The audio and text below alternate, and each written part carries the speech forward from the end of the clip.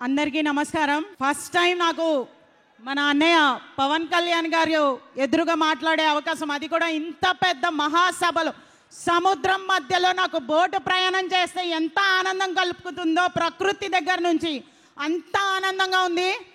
నేను మీ అందరితో ఒకటే చెప్పాలనుకుంటున్నాను, మనమందరం పవన్ కళ్యాణ్ గారి ప్రయాణం ఎలా అందరినీ ఇన్స్పిరేషన్ చేసిందంటే అన్నయ్య, మా యువతరానికి అందరికీ కూడా నీలో మొదలైతే ఉనితి కానీ నీతో మొదలైతే ఒక ఉద్యమం అని చెప్పి పవన్ కళ్యాణ్ గారి ఒక్క అడుగుతో మొదలైన ఈ జనసేన ఈ రోజున ఎంతో మంది గుండెల్లో నిలిచిపోయేంత నాయకత్వం వహించింది పవన్ కళ్యాణ్ గారిది. మనమందరం కూడా పవన్ కళ్యాణ్ గారిని చాలా మంది ఎన్నో విమర్శించారు. ఏంటి పవన్ కళ్యాణ్ గారు సినిమాలు చేసుకుంటున్నారు, పార్ట్ టైం పొలిటీషియన్ ఇలా అని చెప్పి ఎన్నో విమర్శించారు.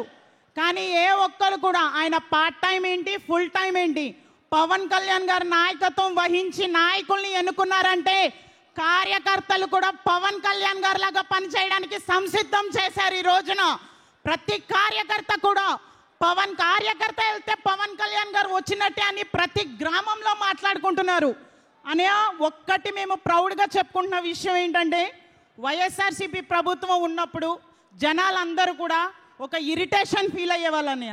కానీ జనసేన ప్రభుత్వం మన ప్రభుత్వం ఏర్పడ్డాక జనసేనలో ఉన్న ప్రతి ఎమ్మెల్యేని చూసి ఒక ఇన్స్పిరేషన్గా ఫీల్ అవుతున్నారు. ఈ రోజు మొత్తం కూడా మీరు అలాంటి నాయకుల్ని తయారు చేశారన్నయ్య.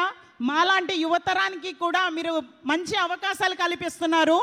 నిన్న ఒక చిన్న విషయం చెప్దామనుకుంటున్నాను. మీరు ఒక విషయం షేర్ చేశారు, పవన్ కళ్యాణ్ గారు చెట్టు కింద కూర్చొని అన్నం తింటున్నారు, గడ్డం పెంచేసుకుంటున్నారు అని ఇలా చెప్తున్నారు.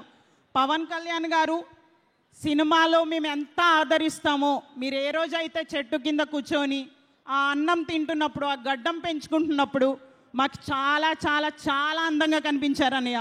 ఎందుకంటే మా అందరికీ కూడా మా కోసం మీరు బయటికి వచ్చి ఆ కష్టాలు పడుతూ చెమట నీరు చిందిస్తూ మా కోసం కష్టపడ్డారన్నయ్య. మీకు పాదాభివందనాలు. చాలా మా అందరి తరఫున, వీర మహిళలందరి తరఫున, జన సైనికులందరి తరఫున పాదాభివందనాలు అన్నయ్య. మీ అందరూ ఒకటే గుర్తుపెట్టుకోండి, పవన్ కళ్యాణ్ గారు రాకముందు, పవన్ కళ్యాణ్ గారు వచ్చిన తర్వాత మహిళలకి ఎటువంటి భరోసా కల్పించారంటే, పవన్ కళ్యాణ్ గారు రాకముందు మహిళలందరూ కూడా భద్రత కోసం మాత్రం పోరాటం చేసేవాళ్ళు. కానీ పవన్ కళ్యాణ్ గారు నాయకత్వం వచ్చాక భద్రత జనసేన పార్టీకి వదిలేసి మా ఆశయాల కోసం, మా హక్కుల కోసం పోరాడే రోజులు తీసుకొచ్చారు అన్నయ్య. ఈరోజు ప్రతి ఆడబిడ్డ అన్యాయం జరిగినా ధైర్యంగా ఎదుర్కొంటుంది. ఈ రోజున ఆ ధైర్యానికి ఎగ్జాంపుల్గా ఏంటంటే, నేనే ఎదుర్కొన్నాను.